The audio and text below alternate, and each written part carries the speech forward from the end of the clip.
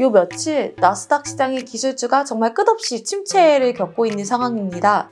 지난 5월 9일 기준 최근 5거래일 동안 빅테크의 시총이 1조 달러가 빠지는 수준이었는데요.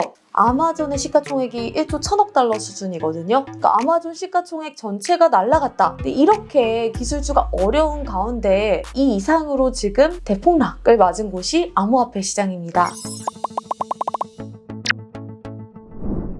안녕하세요. 서울경제 실리콘밸리 특파원 정혜진입니다. 1년 전 이맘때 시작됐던 암호화폐 하락세 기억하시나요? 그 많은 투자자들에겐 공포로 남아있는 시간인데 그 상황이 더 심각한 강도로 재현됐다. 이런 평가까지 나오고 있어요. 비트코인 가격이 5월 10일 기준 3만 달러 선 밑까지 내려갔다 오면서 지난해 7월 이후 아주 최저치를 기록을 했습니다.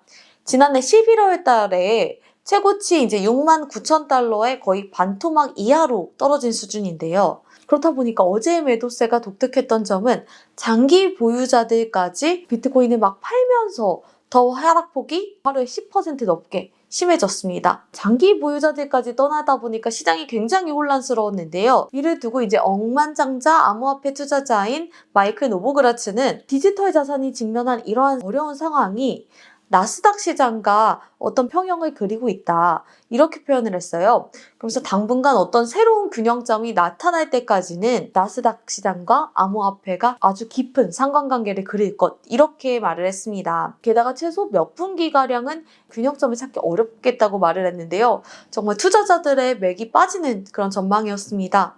그럼 얼마나 긴 터널을 가야 하는지 그것에 대해서도 많이 궁금해들 하시는데 외환중개업체 오한다의 제프리 할리 선임 애널리스트는요. 비트코인 가격이 17,000달러 수준까지 내려갈 수 있다. 이런 충격적인 전망을 했습니다. 근데 크게 앞선 수치일 수 있다고 하면서도 현실적으로는 37,000달러를 유지해야 호들러의 밤잠을 방해하지 않을 것 이렇게 말을 했어요. HODL 이거는 비트코인 그런 암호화폐 시장에서 쓰는 속어인데요. 우리말로 치면 존버를 하는 사람들이에요. 가격이 떨어진다고 팔지 않고 계속해서 보유세를 유지하는 사람들인데 이러한 사람들조차 결단의 상황에 이르렀다. 그게 이제 37,000달러 선을 유지해야 하는 그런 그 기준선이다. 이렇게 말을 한 겁니다. 암호화폐 상황이 이렇게 어려운 상황에서 이달 초 LA에서 열린 밀컨 글로벌 컨퍼런스에 취재차 다녀왔는데요. 밀컨 글로벌 컨퍼런스는 정말 미국 내 다보스 포럼이라고 할 정도로 많은 경제, 금융 분야의 인사들이 모여서 경제나 거실 정책이나 그리고 최근에는 인플레이션이 너무 심하니까 인플레이션에 대한 이슈, 미국 국가 부채에 관한 이슈들 이런 부분들부터 또 실리콘밸리랑 가깝잖아요. 그러다 보니까 새로운 기술들 그리고 암호화폐 그리고 웹3 이런 부분에 대한 부분까지 폭넓게 다뤄졌어요. 최근에 또 여기서 눈에 띄었던 부분이 브라이언 암스트롱 코인베이스 창업자와 우리에겐 돈담 언니로 알려진 캐시우드 아크 인베스트먼트 대표가 참여해서 암호화폐 파이오니어들의 대화 이런 세션이 열렸어요. 베버리 힐튼 내에 한 500석 정도 규모 되는 야외 공간에서 열렸는데 참가자들이 처음부터 끝까지 가득 찼고요. 끝까지 이 인원이 남아서 굉장히 집중하는 분위기를 보여서 역시 정말 열기가 뜨겁구나 이런 생각을 하게 됐습니다. 밀컨 컨퍼런스에서 사실 3, 4년 전부터 꾸준히 암호화폐에 대한 전망들이 다뤄졌어요. 올해의 차이점은 대중화 이 키워드 아닐까 싶더라고요. 암스트롱 창업자가 지난 10년간 달라진 점으로 정부와 규제기관, 정책 위반자들의 인식 변화를 꼽았어요. 그래서 이렇게 말하더라고요. 워싱턴 DC에 가서 의원들을 만날 때면 암호화폐에 대해서 찬성론자가 절반을 넘어섰다는 것을 느낄 수 있다. 이렇게까지 말을 했습니다.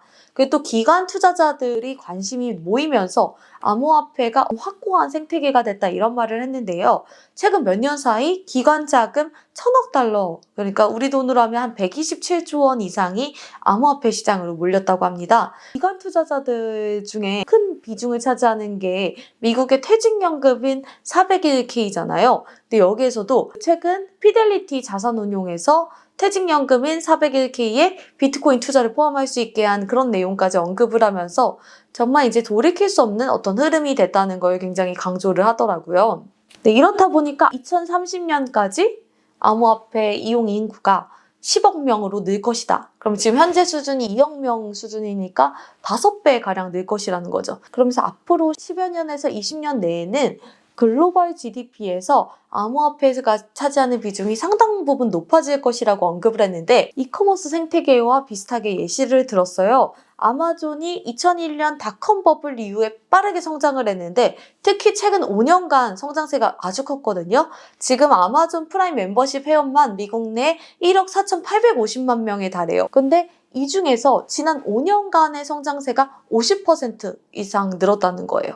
암호화폐도 그런 전기가 2030년 그 즈음에 아주 폭발적인 성장세가 있을 거라는 그런 얘기를 했습니다. 그래서 앞으로 암호화폐가 그럼 활성화되면 주목해야 될 포인트, 키워드가 뭐냐는 질문에 이제 암스트롱 창업자는 아예 도시 전체가 블록체인 기반으로 움직이는 크립토 시티들이 생겨날 것이다. 지금 뭐 달라스 같은 경우는 뭐 암호화폐 채굴이 많이 이루어지는데 이런 수준이 아니라 부동산 거래가 블록체인 기반으로 이루어지고 모든 이들이 이제 소유권을 블록체인에 저장을 하고 또 작게는 결제나 거래 같은 것들을 다 이 기반으로 하고 이런 아예 도시의 인프라 자체가 암호화폐와 블록체인의 중심으로 구성되는 그런 도시들이 많이 생겨날 것이다. 이런 전망을 했습니다. 그래서 사람들이 조직이나 공동체를 형성하는 방법을 아주 깊게 변화시킬 것이다. 이런 예언을 했는데요. 네, 이처럼 투자 전망은 아직도 굉장히 혼란스러운 상황인데 암호화폐가 대중화가 될 것이다. 그리고 이런 경향이 장기적으로 진행되고 2030년에는 어떤 폭발적인 계기가 마련될 것이다. 이런 전망은 지금 의심을 하는 사람들이 없는 것 같습니다. 그래서 지금의 시기가 지나고 나면 앞으로 이제 또 10년 암호화폐가 어떤 시기를 겪게 될지 그리고 그때는 우리의 생활에 어느 정도 안으로 포섭될 수 있을지 이런 부분이 우리가 한번 주목해봐야 될 포인트인 것 같습니다. 또 새로운 소식 찾아들고 돌아오겠습니다. 감사합니다. 구독과 좋아요도 환영입니다. 알림 설정까지 해두시면 매주 업데이트되는 영상을 빠르게 확인하실 수 있습니다.